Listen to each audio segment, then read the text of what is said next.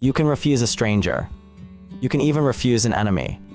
But the day you cannot refuse your own family, your life no longer belongs to you. That is the mistake many people make when they first open The Godfather. They expect a story about organized crime. What they find instead is something far more unsettling. A world where every favor creates a debt, every promise becomes a chain, and every act of loyalty quietly reshapes the person who offers it. The first image is not a gun. It is not a chase. It is not a crime scene. It is a man asking for justice. Amerigo Bonasera stands before Don Vito Corleone, not because he admires him, but because every respectable institution he trusted has failed him. He comes with dignity carefully folded beneath desperation. For years, he believed that being a good citizen would be enough. He believed that laws protected honest people. Then reality answered differently. Don Corleone does not interrupt him, he listens calmly, patiently. Almost like a father hearing the confession of a wounded son. But when Bonasera finally finishes, Don Vito asks only one question. Why did you never come to me before? That question changes everything. It is easy to hear it as arrogance. Yet beneath it hides another message entirely. Trust is not something that appears when life becomes difficult. Trust is built long before the crisis arrives. And in this world, loyalty is not measured by words. It is measured by where you stand when you still have other options. Bonasera suddenly realizes that he has not come asking for help. He has come asking to enter a relationship. The price is never stated in dollars. The price is belonging. Don Vito does not demand immediate repayment. He does not force a signature or write down conditions. Instead, he offers something far more dangerous. Someday, and that day may never come, I will call upon you. There is no deadline, no contract, only a promise waiting somewhere in the future. It sounds generous. It sounds almost compassionate.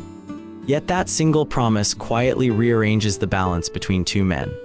One leaves believing he has received a favor. The other understands that something much deeper has been exchanged. This is why the opening of The Godfather matters so much. The novel does not introduce power through violence. It introduces power through obligation. Every relationship that follows grows from the same invisible root.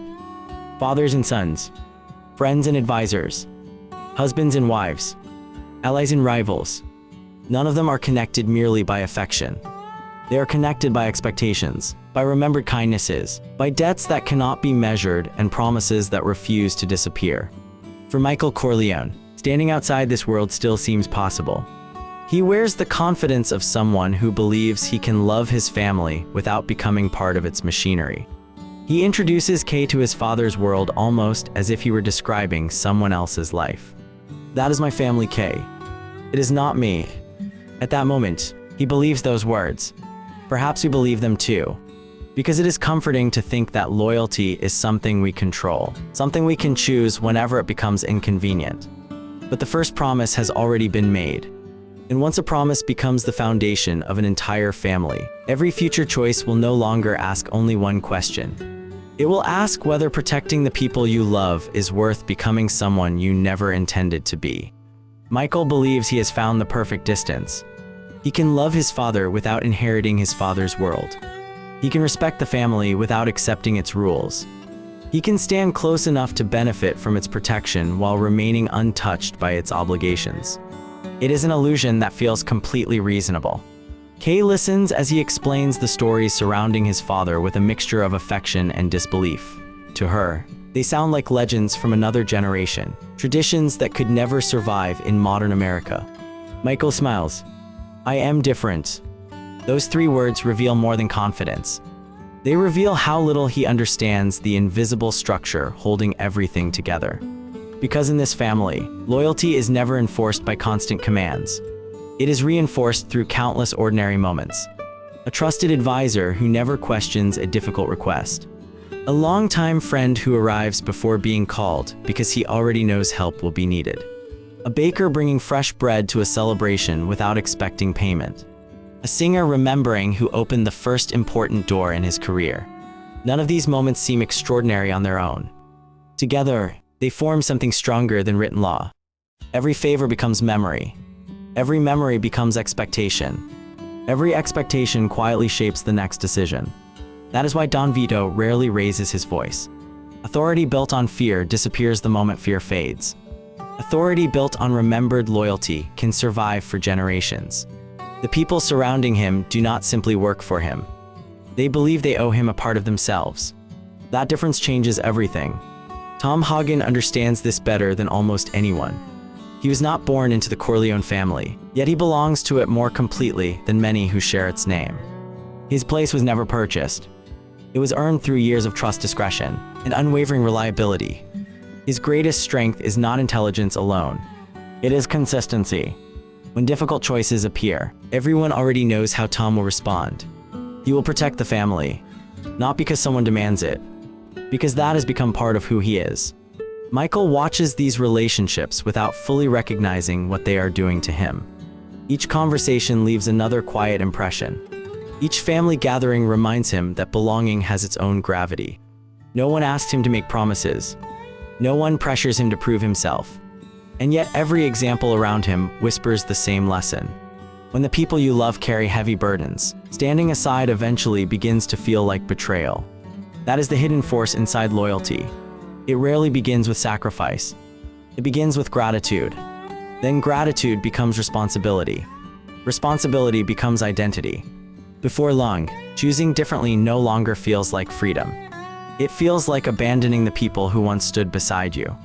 Even Kay senses something she cannot fully explain. She notices how everyone watches Don Vito before making important decisions. Not out of fear, out of respect earned over decades. She also notices something unsettling. Every act of kindness seems to create another invisible thread connecting one person to another. The web keeps growing. The family becomes stronger. Yet every new connection makes leaving more difficult. Michael still believes he can walk away whenever he chooses. He believes loyalty has limits that he alone can define. But systems built on trust do not change because one person wishes they would. They wait, patiently, until life presents a moment when remaining an observer is no longer possible. And when that moment finally arrives, the hardest decision will not be whether to protect the family.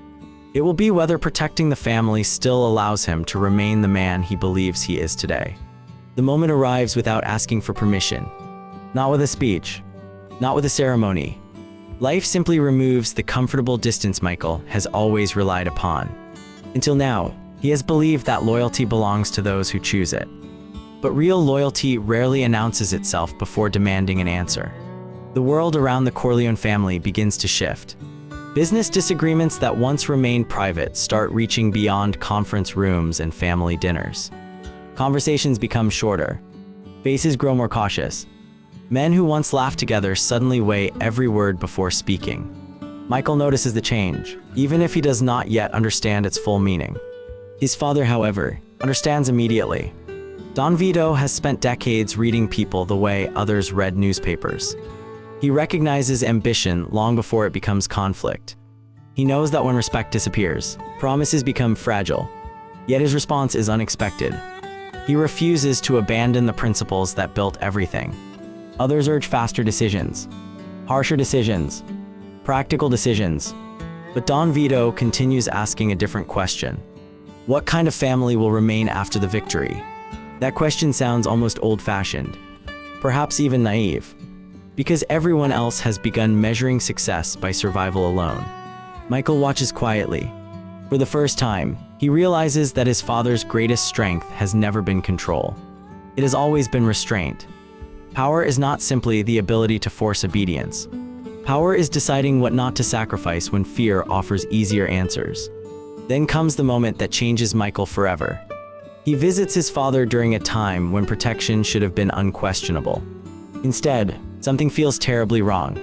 The silence inside the building speaks louder than any warning. The familiar routines have disappeared. The reassuring presence of trusted people is missing. For the first time, Michael sees not the legendary patriarch everyone fears, but an aging father unexpectedly vulnerable. Nothing dramatic needs to happen. The realization alone is enough. Without hesitation, Michael acts. He moves his father to safety. He stays beside him.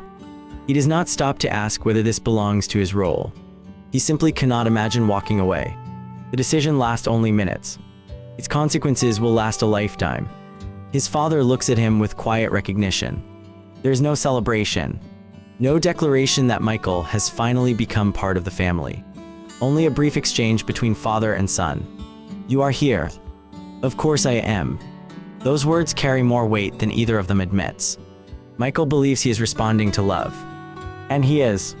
But love has quietly merged with obligation. The boundary separating personal choice from family duty has become impossible to see. Outside, Kay continues hoping that the future they imagine together still exists. She knows Michael as a decorated veteran, an educated man, someone capable of building a completely different life. She cannot yet see the invisible change taking place. Neither can Michael. He still believes this is only one exceptional moment, one necessary decision, one act of devotion. But identity rarely changes all at once. It changes through moments that feel temporary while they are happening. A single promise, a single favor, a single choice that seems impossible to refuse. Looking back, people often search for the exact instant Michael Corleone became someone else. The answer is more unsettling than they expect. He did not change because he suddenly desired power. He changed because protecting the person he loved most felt more important than protecting the version of himself he had always planned to become. And once those two goals no longer pointed in the same direction, every decision afterward became a little easier and a little more difficult at exactly the same time. Michael never announces that he has crossed a line. The people around him notice it before he does. Conversations that once happened behind closed doors now include him. Men who previously greeted him as the professor, the veteran, or the youngest son begin looking at him differently. They pause after speaking, waiting for his opinion instead of simply offering their own. Respect has shifted, not because he demanded it, because he acted when hesitation would have been easier. That is how authority quietly grows, not through titles, through remembered choices. Tom Hagen watches this transformation with mixed emotions. More than anyone else, he understands the invisible architecture holding the family together. Every decision has consequences beyond the present moment. Every gesture becomes an example that others will follow. One evening, he speaks with Michael without raising his voice. "People are beginning to depend on you." Michael answers almost immediately. "I never asked them to." Tom nods. "That has never been the way this works." The room falls silent, because both men understand something difficult. Leadership is often assigned long before it is accepted. The family itself begins adjusting around Michael. Old allies become more attentive. Younger members begin measuring themselves against him. Even ordinary conversations change tone. No one explicitly says that expectations have grown. No one needs to. Expectation is carried in the smallest details. Who enters the room first? Who remains after everyone else leaves? Who receives the final glance before an important decision is made? These rituals seem insignificant until someone is expected to fulfill them. Meanwhile, Don Vito continues recovering, but his greatest concern is no longer his own future. It is the future of the family after him. He has always believed that influence built only on fear eventually collapses. Loyalty lasts longer because people choose to protect what they believe has protected them. Yet even loyalty carries a hidden danger. The stronger the bond becomes, the harder it is to question the direction in which everyone is moving. One afternoon, Michael sits beside his father. Neither man speaks for several moments. Finally, Don Vito says quietly, "A family survives because someone is always willing to carry the weight." Michael looks down before answering. And what if the weight changes the person carrying it? His father does not answer immediately. Perhaps because there is no comforting answer. Perhaps because he already knows. Outside the family, Kay notices the growing distance without understanding its source. Michael still speaks with warmth. He still dreams of ordinary happiness. Yet something has changed beneath every conversation. Whenever plans for the future arise, another responsibility quietly interrupts them. A meeting. A family concern. Someone needing help. Each interruption appears temporary. Together, they become permanent. What once felt like separate lives slowly merge into one. Michael continues telling himself that he is only helping until things become stable again. It is the kind of promise many people make to themselves. Just a little longer. Just one more responsibility. Just one more sacrifice. But obligations rarely disappear after being fulfilled. They multiply. Every fulfilled duty convinces others that you will always answer the next call. That is why loyalty becomes self-reinforcing. The more dependable someone proves to be, the more indispensable that person becomes. Soon, refusing no longer feels like making a choice. It feels like breaking faith with everyone who trusted you. Michael begins recognizing that every relationship inside the family rests upon this unwritten understanding.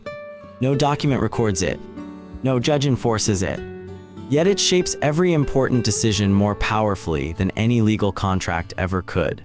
The paradox is impossible to ignore now. The same loyalty that once gave this family its strength is quietly narrowing the paths available to the people who love it most. And without realizing it, Michael has already begun making decisions not according to the life he wanted, but according to the life everyone else has started believing only he can protect. The change does not happen because Michael stops loving his family. It happens because he slowly begins confusing loyalty with necessity. There is a difference. At first, loyalty asks, "Who needs me?" Later, it quietly changes the question, "What must I become so they never need to fear again?" The answer reshapes everything. People begin coming to Michael with problems they once carried to his father. Some ask for advice. Others ask for reassurance. A few ask for permission. What surprises him is not that they trust him. It is that refusing them never feels like a real option. Every request carries the weight of history. Someone once helped his father. His father once protected someone else's child. Another family once kept a difficult promise. Nothing is isolated. Every decision belongs to a chain stretching back decades. Michael gradually understands that he is no longer inheriting an organization. He is inheriting unfinished obligations. One evening, Tom quietly places several folders on the table. They are expecting your decision. Michael looks at the papers but does not open them immediately. Tom answers with unusual precision. Everyone. That single word carries more pressure than any threat ever could. Because expectations are heavier when they come from people who genuinely believe in you. Kay notices the growing silence between them. Not because affection has disappeared, because certainty has. She remembers the young man who once spoke about building a life far away from family politics. Someone who believed the future could be written independently from the past. Now every conversation seems interrupted by responsibilities with no visible ending. She asks him gently, "When will everything finally settle down?" Michael wants to answer. He truly does. Instead, he realizes he no longer knows. The future has become something he manages one crisis at a time.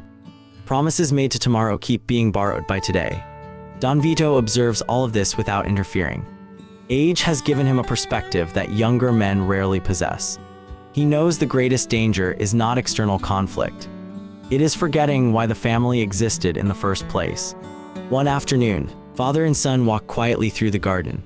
There is no audience, no advisors, only two generations standing between memory and inheritance. Don Vito finally breaks the silence. "I spent my life believing I was protecting the family." Michael listens carefully. His father continues. "Sometimes protection asks for sacrifices. The difficult part is remembering what should never be sacrificed." The words remain unfinished. They do not need completion. Michael already knows what hangs between them. A family can lose money and recover. It can lose influence and rebuild. But if it loses the principles that gave loyalty its meaning, then loyalty itself begins serving something entirely different.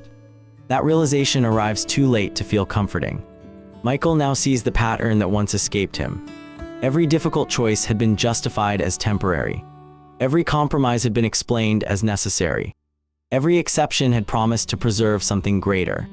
Yet those exceptions slowly became the new standard. The frightening truth is not that people suddenly abandon their values. The frightening truth is that they often protect those values so fiercely that they begin defending the system instead of the reason the system was created. For the first time, Michael asks himself a question he has avoided for far too long. Is he protecting his family? Or has he begun protecting the machine built around the family? No one can answer for him. Not Tom, not Kay, not even his father. Because the next choice cannot be inherited. It must be made alone. And whatever he decides next will determine whether loyalty remains an expression of love or quietly becomes a reason to leave love behind. Michael finally understands the burden his father carried. It was never the responsibility of making difficult decisions. It was the responsibility of living with them afterward. From the outside, everything appears stronger than ever. The family stands united. Trusted allies remain close. Old promises continue to be honored. Stability has returned. Yet beneath that stability lies an uncomfortable silence. No one speaks about what has quietly disappeared. Michael notices it in the smallest moments. He enters a room, and conversations immediately pause. People no longer challenge his opinions. They wait for them. The confidence he once admired in independent men has slowly transformed into careful agreement. Years earlier, this would have felt like success. Now it feels strangely lonely. Power has surrounded him with people, but it has separated him from equals. Even his conversations with Tom have changed.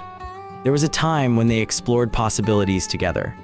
Now Tom increasingly arrives with solutions already shaped around what he believes Michael will approve.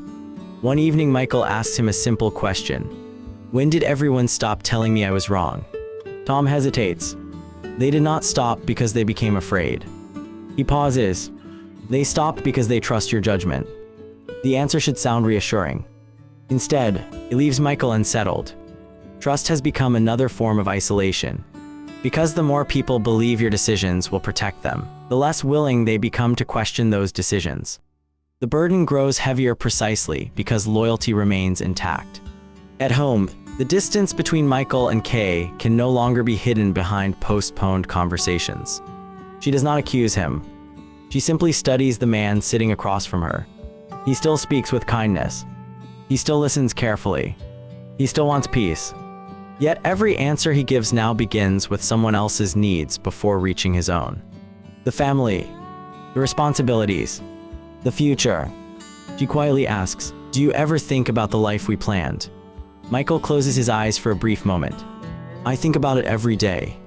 "Then why does it feel farther away every time we speak?" He cannot answer, not because he does not care, because every truthful answer contradicts another truth he also believes. He loves his family. He loves Kay. Both statements remain true. Yet reality no longer allows both loves to demand the same future. That is the cruelest consequence of loyalty. It rarely forces you to choose between good and evil. It forces you to choose between two goods that cannot survive together. Don Vito watches his son carrying the same invisible weight that once rested on his own shoulders. There is pride in his eyes, but there is also sorrow. He recognizes something Michael still struggles to accept. Every generation believes it can preserve the family without paying the price paid by the previous generation. Every generation discovers too late that responsibility always asks for something personal in return. Not because responsibility is cruel, because every meaningful commitment excludes other possible lives. Michael has become remarkably effective. Problems are resolved more quickly. The family's position grows more secure. People sleep peacefully because they believe someone is awake protecting them. By every external measure, he has succeeded. Yet the victories no longer feel like victories. Each success quietly removes another piece of the ordinary life he once imagined. The young man who confidently told Kay, "That is my family. It is not me," has not disappeared in a single dramatic moment. He has faded through hundreds of faithful decisions, each one reasonable on its own. Looking back, none of them seem obviously wrong. Together, they have transformed everything. And Michael finally begins to see the deepest paradox of all. The family survives because someone is willing to sacrifice personal freedom. But once that sacrifice becomes complete, the family is preserved by a man who can no longer freely choose the life he is preserving it for. The question waiting before him is no longer whether he has protected the people he loves. The question is whether, in saving the family, he has quietly lost the person they once hoped he would become. Michael sits alone long after everyone else has left. The house is quiet. For the first time in years, there are no urgent conversations waiting outside the door, no advisors asking for direction, no family member seeking reassurance. Only silence. It is the same silence that once surrounded his father. Only now Michael understands why Don Vito treasured moments away from everyone else. Because leadership leaves very little room for hearing your own thoughts. He remembers the wedding where all of this seemed so simple. A father welcoming guests, friends exchanging laughter, children running through the garden. A young man confidently telling the woman he loved that his family's world would never become his own. The memory feels strangely distant, not because time has passed, because every promise made since then has quietly rewritten the meaning of that day. There is a gentle knock at the door. Tom enters without speaking. He places a single folder on the desk. No rush, he says. But eventually, someone will need an answer. Michael looks at the folder without opening it. It could contain names, plans, requests, responsibilities. It no longer matters. Whatever is inside represents the same truth. Another decision, another obligation, another reason to postpone the life he once imagined. Tom turns to leave before stopping at the doorway. There was something your father used to tell me. Michael raises his eyes. He said that the hardest part of protecting people is making sure they never mistake dependence for love. The words remain in the room long after Tom is gone.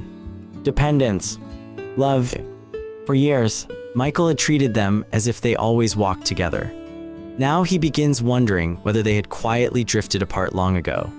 Later that evening, he finds Kay standing by the window. Neither of them immediately speaks. Some distances cannot be crossed by conversation alone. She finally breaks the silence.